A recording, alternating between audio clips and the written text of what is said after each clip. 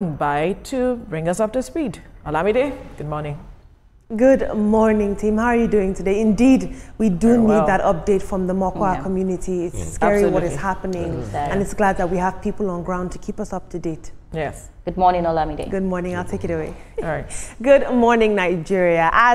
As I always say, TVC has a finger on the pulse and our eyes on the streets, and we do our best on a daily basis to bring you trending stories from across the globe and Nigeria in order to have some interesting and hopefully productive dialogue about these stories. In our first submission, Microsoft co-founder and global philanthropist Bill Gates has received one of Nigeria's highest honors, the Commander of the Order of the Federal Republic from President Bola Tinubu.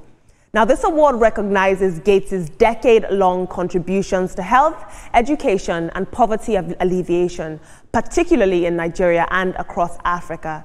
During his recent visit to the country, Bill Gates met with President Tinubu and key officials to discuss reforms in Nigeria's healthcare system and explore AI-powered health solutions. Bill Gates has said severally that he views his continued investment in Africa as both a moral duty and a smart long-term strategy.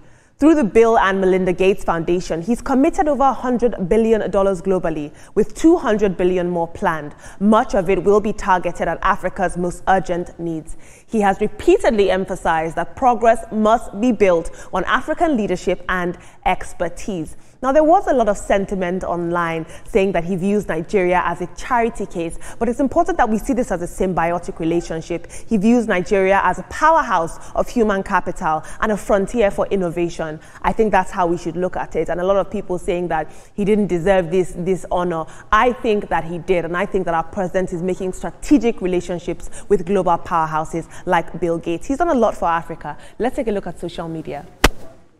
At Magazine Afrique says, Bill Gates gets a CFR while millions of Nigerians still lack access to basic healthcare. Philanthropy is great, but should national honors be for foreigners or for Nigerians who are doing the real grassroots work? We'll take 3 more tweets. At Digital Nigeria says, all of you against Mr. Gates ought to know that he's doing way better things for Nigeria than all your politicians combined. And we'll take 2 more tweets. Stephen says, Mr. Gates' fixation on Nigeria is somewhat uncomfortable. Not to sound ungrateful for all the free vaccines over the years, though. I just feel that Nigeria can't be worse off than some other African countries. Maybe it's just my news sources, perhaps. And finally, Kola Hazim says, congrats to Bill Gates. I believe that he has earned it. Moving on in our next story, Lagos is still not playing with dirt. The state government has announced a fresh, no-nonsense crackdown on indiscriminate waste disposal, and it comes with a hefty price tag. Anyone that's caught dumping refuse where they shouldn't or littering public spaces could face a 250,000 naira fine or up to 3 months behind bars. The Commissioner for the Environment and Water Resources, Tokunbo Wahab, made this clear at a Tuesday press briefing, saying that enough is enough. According to him, this unruly culture that we have of tossing waste just anywhere, especially into drains, roads, and medians, must stop. Commissioner Wahab has said that the Lagos Waste Management Authority and the Kick Against Indiscipline Brigade will be on active patrol, ready to catch defaulters in the act. And for serial offenders, there are stiffer penalties, he says. The message that he's sending is simple. Lagos wants to stay clean, so you either cooperate or you cough up. I think this is a wonderful initiative. Commissioner Wahab is constantly on job, I have to say. But speaking of waste management, whether we like it or not, Babambola or informal scrap collectors play a vital role in the recycling and the redistribution of waste across many Nigerian cities. They are often the unseen hands behind the recycling chain, retrieving metals and plastic that would otherwise clog our streets or landfills. But lately, there are many troubling reports that have emerged that blur the line between informal recycling and outright criminality.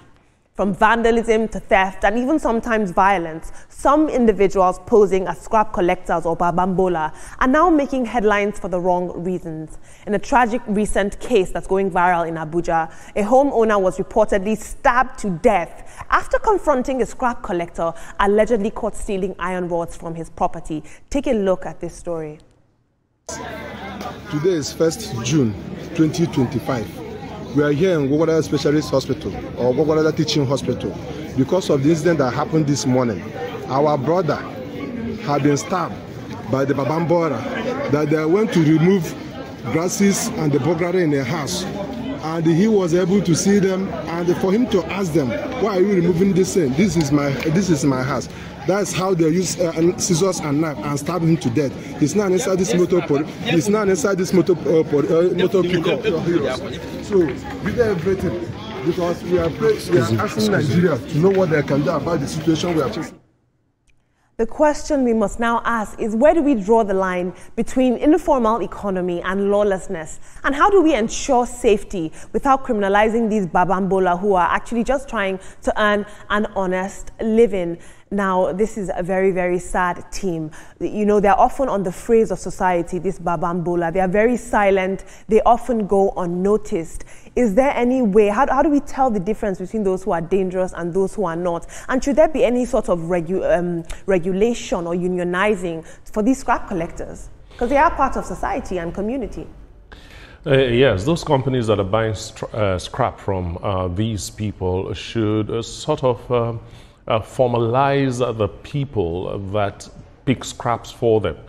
Give them an ID card, do something so that we know that if anything happens, this is the source, you know. But right now it is open season for anybody that wants to pick scrap as far as you know where to take the scrap to and exchange it for money.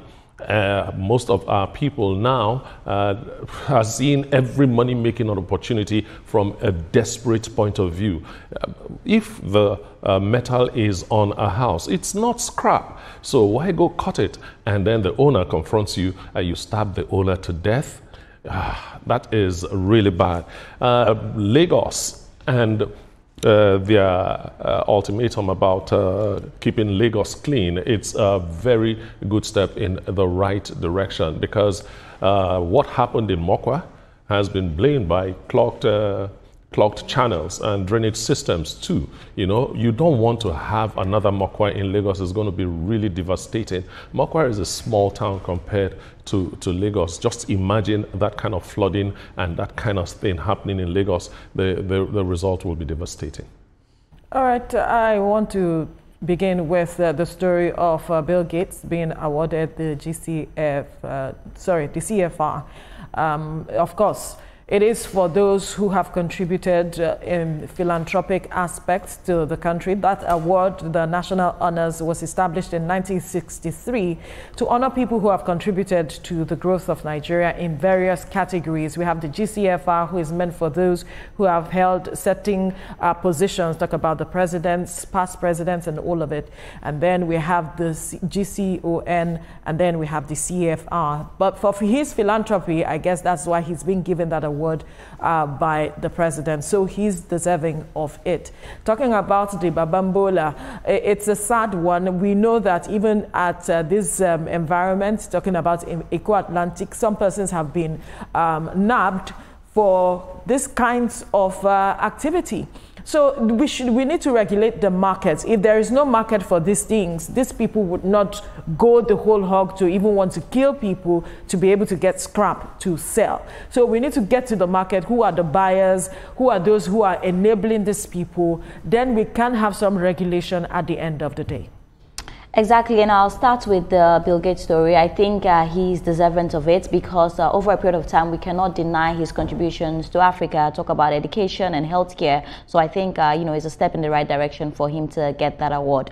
But let's talk about cleaning Lagos. Just yesterday, Olamide, I still saw somebody throwing refuge like in a place that you know that it can be cluttered. We keep saying Lagos is dirty, Lagos is dirty. Who makes Lagos dirty? That is the question we need to ask ourselves. We are the ones, okay, definitely not me, but like, you know, sometimes people make these decisions and they don't know that we contribute to it in terms of flood. Anything can happen. So I really love what Mr. Tokunbo Wahab is doing. I feel like he's been showing a lot of action and we love it for him. I think 250,000 naira is small. The fine should be higher so that when we see people doing that, you know, we can really find them, because it doesn't work. And in terms of flood, like people can die because of closed drainages. It's meant to clean the gutters. Yes, first, and then given the fine. Talking about the Babambola, it's a serious problem. It's been known for several years. There was a time, maybe like 4 or 5 years ago, where a video was trending of one of them who went into another person's people's compound and stole a big generator. You know, he threw into the sack. You know, yes. I think something like, yeah, you saw the video, and then he placed it right on his back, like Father Christmas is going to share the Christmas gifts. And I was wondering at the time, like, how did they get that kind of strength to lift that thing effortlessly? And we've reported right here in our station of some of these people going to steal rail tracks. You know, stealing the sinkholes, you know, on the road, taking, we also saw a video, Olamide, I shared it with you, of the power line. They cut one of the legs, you know, one of the stands of the power line, they cut it in half. Power line. Quickly. No, it's so serious, and the call for regulation it's sacrosanct. It should not be debatable. Absolutely. Thank you all so much for your input.